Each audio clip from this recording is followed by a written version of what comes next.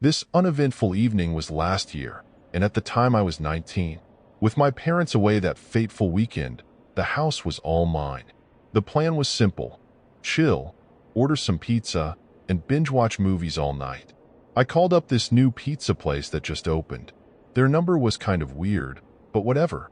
I ordered a large pepperoni and settled in to watch this creepy movie I'd been wanting to see. I was just getting to the good part when the doorbell rang. I paused the movie and went to answer it, but when I opened the door, nothing. No one there. Just empty darkness. I figured it was some dumb kids playing ding-dong ditch or something. I went back to my movie, but I couldn't focus. Something felt off. Then I heard it, a knock at the back door. My heart started racing. Who knocks at the back door? I crept to the kitchen and peeked out the window. There was this guy in a delivery uniform, but he looked wrong. His uniform was all messed up, and he was just standing there, staring at the door. I got major creep vibes. I was about to call the cops when my phone buzzed. It was a text from the pizza place, saying my order was here. But the number was different from the one I'd called earlier. That's when I really started freaking out. The guy outside started acting super weird. He was pacing back and forth, then he'd stop and just stare at the house. I could see his face in the porch light, and his eyes. They didn't look right. I was shaking so bad I could barely dial the phone. I called the pizza place to check what was going on. The girl who answered sounded confused. She said they didn't have any order under my name. No delivery guy had been sent to my address. My blood turned to ice. I dropped the phone and ran through the house, locking every door and window I could find. I was halfway through when I heard this loud bang from downstairs. I sprinted to the last window, my heart pounding so hard I thought it might explode. As I reached for the lock, I saw him. He was right there, on the other side of the glass, smiling at me. His eyes were wild, hungry, like a predator who'd cornered its prey. The door downstairs rattled violently. I knew then that this was only the beginning of my nightmare. And the worst part? I was all alone. I was frozen in place, staring at that twisted smile through the window. My mind was screaming at me to move, to do something. Then, like a bolt of lightning, I bolted to my parents' room and grabbed my dad's old baseball bat. With shaking hands, I punched in the code for our home security system. The alarm blared through the house, so loud it made my ears ring. The guy outside? He freaked. I watched from upstairs as he stumbled back from the window, looking around wildly. He clearly wasn't expecting this. Then, like some kind of miracle, I saw flashing lights. Our neighbors across the street, and they were home. The alarm must have tipped them off. The creepy delivery guy took off running, but he didn't get far. The men in our neighborhood tackled him in our front yard. I've never been so happy to see someone eat dirt. My parents? They came home early when they heard what happened. They were scared out of their minds, but also pretty proud of how I handled it. I still get jumpy sometimes when the doorbell rings. But you know what? I also feel stronger. I faced my worst nightmare and came out on top. Oh, and one more thing, I don't order pizza delivery anymore. From now on, it's strictly pickup. I never thought I'd be telling this story. It happened on what should have been a quiet night at home. As a single mother, it was always just me and my kid, like usual. I tucked the little one in and was finally getting some me time on the couch with a cup of tea. The house was so quiet you could hear a pin drop.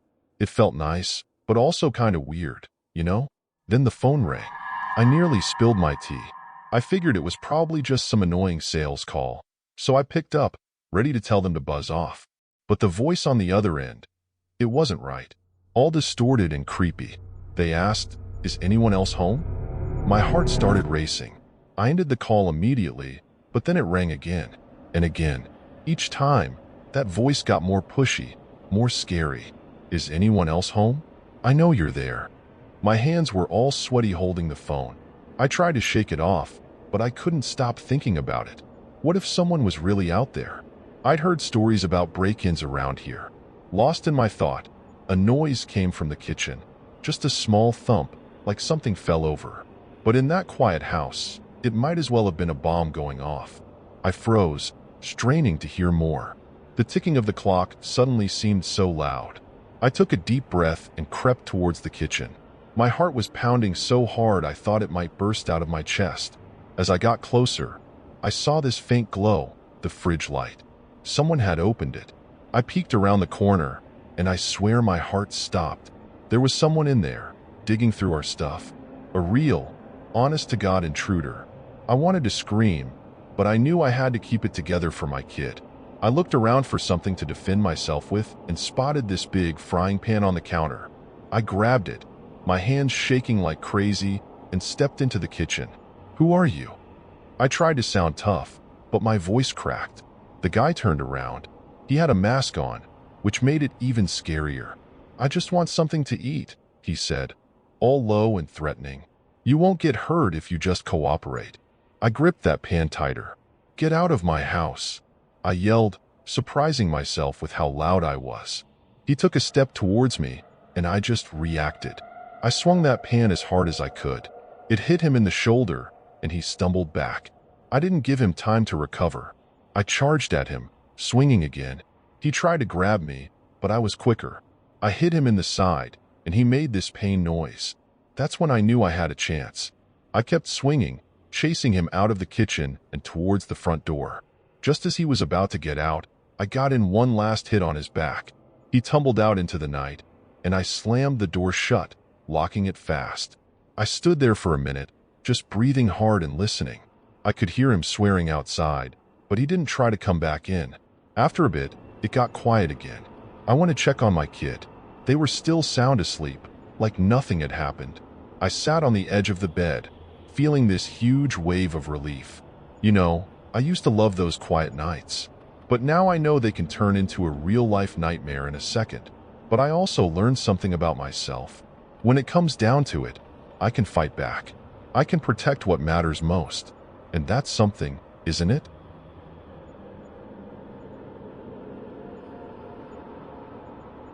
I was home alone in our shared house, my roommates away for the weekend. It was late at night when I heard a loud thump from the hallway. I brushed it off as the house settling, trying to calm my nerves. Later, while scrolling through my phone in bed, I heard something that made my blood run cold. The unmistakable sound of someone trying to unlock the front door. My heart raced as I remembered the stories of break-ins in our neighborhood. Panic rising, I quickly barricaded myself in my room, listening intently as the intruder entered the house and began searching for valuables. As I waited, the tension built to an unbearable level. Suddenly, a loud crash from the kitchen made me jump. The sound of shattering glass echoed through the house, and for a split second, I felt a surge of relief, thinking my roommates might have returned. But then the silence crashed back down, and the awful truth hit me. I was still alone, and the intruder was still inside. I froze, straining to hear any other sounds over my own ragged breathing. The house was eerily silent, save for the ticking of the clock on the wall. The sound of shattering glass replayed in my mind, and I pictured the intruder knocking over a vase or plate as they rummaged through the drawers. My breath caught in my throat as I strained to hear any other movement. The false hope drained out of me, leaving me feeling foolish and afraid. I pulled my knees to my chest, trying to make myself as small as possible.